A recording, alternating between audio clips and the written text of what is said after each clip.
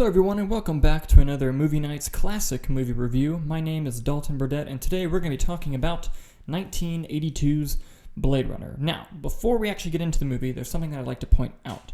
A couple things. One, the version of Blade Runner that I'm going to be reviewing is the final cut. Now, I don't have really a whole lot of time to get into the different cuts of the movie and why they exist and all that stuff. But according to pretty much anyone who even worked remotely on Blade Runner will tell you that the final cut is the version to watch, and I believe the final cut is actually streaming, like this version of the movie is streaming. So if you've never seen the movie and you'd like to watch it, please watch the final cut. It's the one that Ridley Scott intended you to see. Also, like with every classic movie review, and that I especially pointed out with Sunset Boulevard last week, spoilers galore. We're going to be talking deep spoilers for Blade Runner.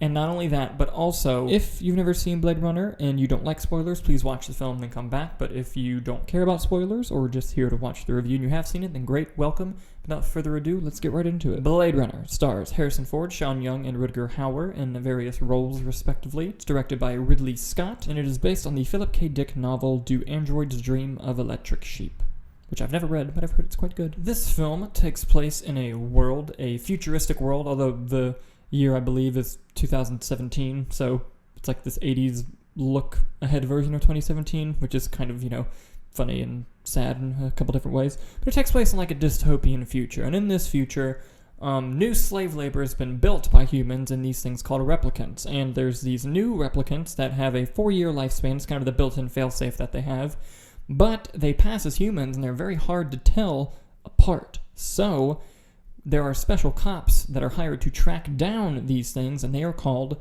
Blade Runners, and that's what Harrison Ford is. So Ford's character, Rick Deckard, gets tasked with taking out 4 replicants who are kind of wreaking havoc on several different worlds. It's also like a otherworldly story. It takes place on Earth, but it does mention that other worlds have been inhabited, or at least trying to be inhabited. So, let's get some major positives out of the way first. One, the performances by Harrison Ford, Sean Young, Rutger Hauer, and pretty much every actor in this movie are all around fantastic. Some of it's very dark and serious when it needs to be. Some of it's very cheesy and fun when it needs to be.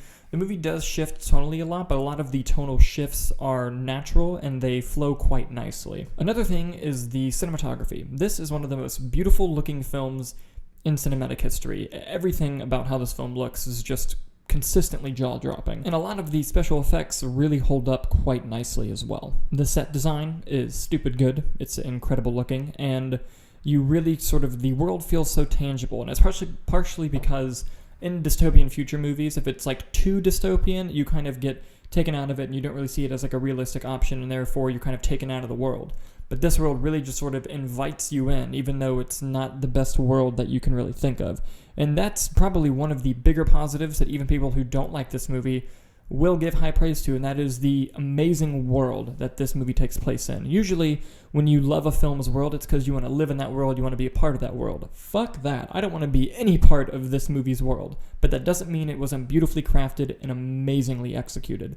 The world that this film creates is unbelievable, outstanding, tangible, like I mentioned earlier, and it's just, you are consistently intrigued and fascinated by more things you find out about this world. And it's not just the look of this world, but a lot of the implied storytelling on the inside of this world that these characters live in. Nothing is over-explained. There's a lot of very subtle visual filmmaking in this movie, which is another thing that I really love about it. For example, replicants there's like racial slurs sort of replicants. They're called skinners or skin jobs, and that's never like told to your face, but you hear it consistently throughout the movie, and you kind of put together like, oh, okay, that's sort of people have something against replicants.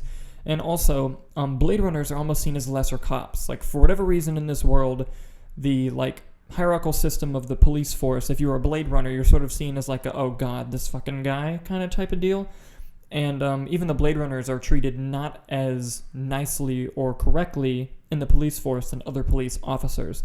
So not only is there a hostility towards replicants, but there's a hostility towards the people who are in charge of retiring the replicants, as it's called in this film. You retire them. So a lot of the inner workings of the world in that way are quite fascinating. Another bit of subtle filmmaking that really comes in this film is with the character of Rick Deckard that Harrison Ford plays. He's an alcoholic, but the film never flat out tells you that he's an alcoholic. It's something that you visually pick up on. It's something that I've picked up on as you watch the film over and over again, because this is a film that does kind of intrigue you into watching it more than once. When you go back and watch Blade Runner, you kind of see all of the alcoholic tics that Harrison Ford's character has, that they actually kind of even carry over into the sequel, which came out years later, which is amazing, by the way. But you see a lot of his decisions and decision-making even be altered or temporarily disfigured by his alcoholic-type behavior. And it was actually interesting to see it's never flat out said that his character is an alcoholic, like I mentioned earlier, just something that you kind of pick up on as you watch. I think the highest praise that I can give this movie is its deeper thematic storytelling. Like, yes, the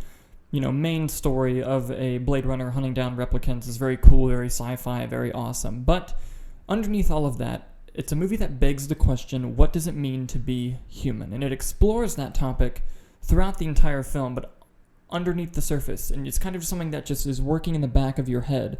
So not only does, this Blade Runner, for the first time in his life, struggle with the fact that he has to take out replicants, because he's never struggled with that before. The reason he struggles with that is because early on in the film, there is a brilliant sequence where he goes to the Tyrell Corporation, which is like the place that builds the replicants. And he has this test where he can interview somebody, and through the test figures out if they're replicant or if they're human.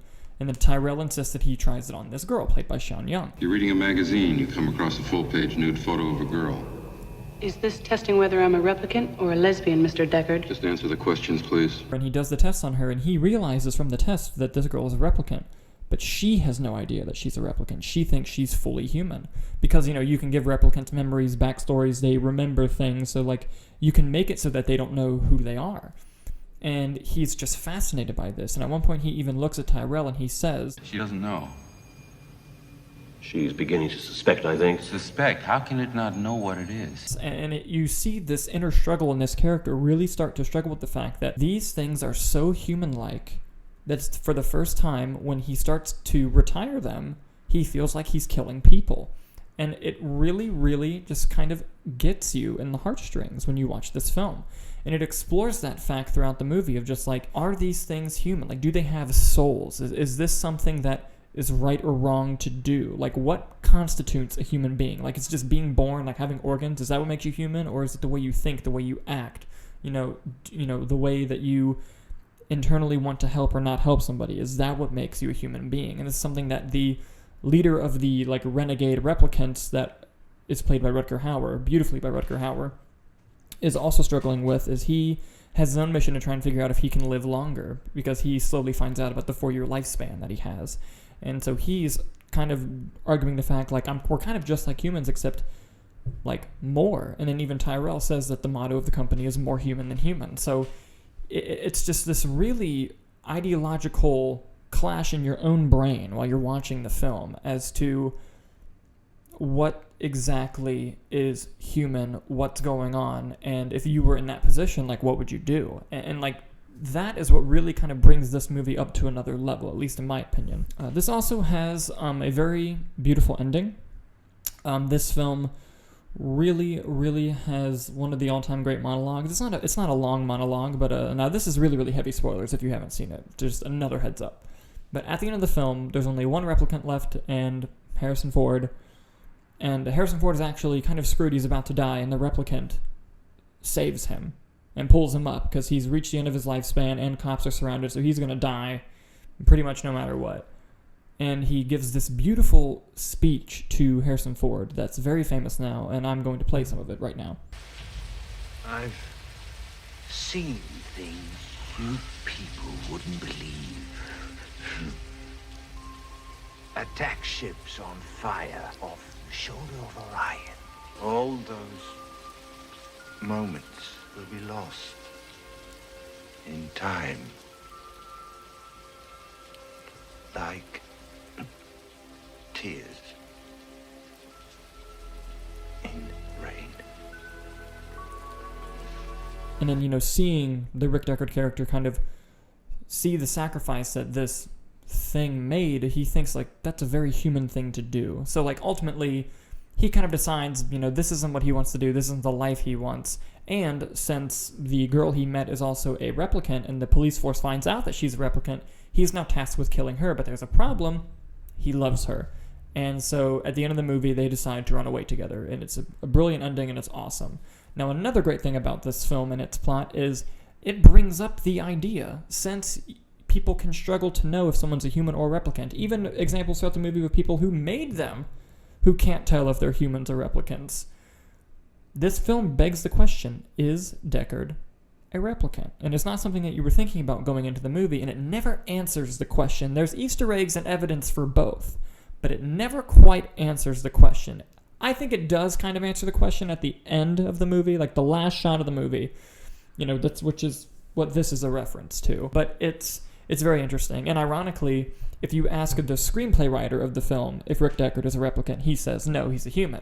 If you ask Ridley Scott, he says, oh no, he's a replicant. So the movie is made by people with differing opinions. So it bleeds through the screen, and just, throughout the entire film, and even afterwards when you think about it, it's fun to sort of analyze and kind of make up your own mind, like, is he a replicant or is he a human? It would be smart if you made replicants to take out other replicants in a way. So maybe that's why they're seen as lesser cops. Like, it's a whole cool thing to get into, which I will, try to be cool and not get into that here. But I like this movie a lot. The score is also great. I almost forgot to mention that. Beautiful score. Now, just because I really love this movie and I love the deep thematic stories that it tells, doesn't mean that it doesn't have some problems. Well, this movie doesn't necessarily work for everybody. The deeper thematic levels sometimes just don't resonate with people, and then there are people who recognize that it has the themes, but it just thought that they were done poorly. And film subjective, you can't argue with it. But even to me, as someone who does love this movie, this film does suffer from some problems. One of them being Rick Deckard, while he is a Blade Runner, he's also like a detective class Blade Runner, and he really kind of sucks at being a detective. And he kind of just stumbles onto scenarios that help him out. The script for Rick Deckard is very coincidental in a good way. There are several points in the movie where he has no leads, is very cold, and just kind of stumbles upon the thing he needed to find. And that's something that I think the second movie even does better, is, Ryan Gosling's character in that movie is just a great detective. But, while the performance of Harrison Ford is good and the overall character is very well written, he kind of sucks at being a detective, and it shows. It's not something that the film hides very well, and you can when the rest of the movie is so good, flaws like that can really tend to stand out. There are some flaws that, when a movie's really great, there are some flaws that stand out more, and there are some flaws that you overlook because a movie's so great. And there are probably flaws this movie has that I overlooked because of how great it is, but this was one of those flaws where even I was like, okay, that's still that's a bit much. You can't just stumble into all these problem-solving things, when you have this mission. It was kind of annoying. Also, I was debating whether to bring this up, but I do think it does need to be said. There is a scene in this movie where you can tell this wasn't the intention of the scene, but how the scene reads, especially to post-Me Too era audiences, it's kind of problematic. It's a scene with Rick Deckard and Sean Young's character, who is a replicant, and they love each other, and their chemistry is good from an acting standpoint, but story-wise, this was the moment where they decide they love each other. And I think the intention of the scene was to show that, was Rick Deckard trying to show her that she does love him, and so he's kind of literally kind of getting her to admit, you love me, just say that you love me. But when you watch the scene, it's very rapey, and it's very ooh, when I was rewatching it with my girlfriend Hannah, and we both kind of sat there, and the scene came on, and I was like, ooh, that didn't come across that way the first time I watched it, and even subsequent viewings, but now this doesn't look all that great. And clearly the intent behind the scene was not that, but it must be addressed that is how the scene comes across now. Now, there are later scenes where it's very evident that they are in love and they love each other, which kind of makes the retroactive scene seem better, but I do feel like it needed to be addressed, so there's that. But other than the coincidental strip and the annoyingly faults in Rick Deckard's detective work and the one problematic scene, those are only the really flaws I have with the film, but they are somewhat relatively major flaws, and something that a lot of people refer to this movie as is a flawed masterpiece, and I kind of see that. I don't know if I'm ready to 100% say that's what it is. However, I do adore this film. I think it's great. I do think the second film is better, though. But with all that being said, and with the, huge list of positives that I've given this film, obviously if you've never watched it, I highly recommend that you do, and I'm going to give Blade Runner an A.